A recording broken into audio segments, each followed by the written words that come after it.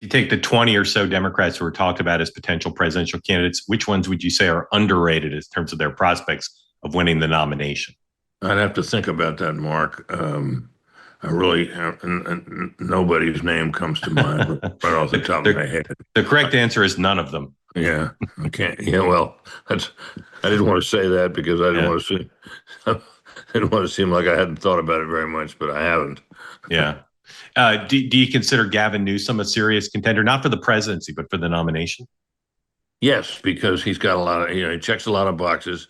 He's been head up and banners flying in terms of resisting Trump, sometimes to what should be his embarrassment. But he's got things. He's young and he's got good hair and he's well spoken. Now, I know him a little bit. He's kind of a nice guy, actually. I mean, I think his politics are maybe out of step with the country to some extent, to a great extent, really.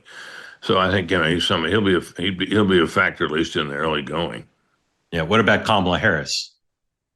It's hard for me to imagine they do that again. It's just hard for me to imagine that. I think she was the single weakest presidential candidate I can remember, and she's a and look, there's no there there. So You may well get thank you notes from John Kerry and Mitt Romney.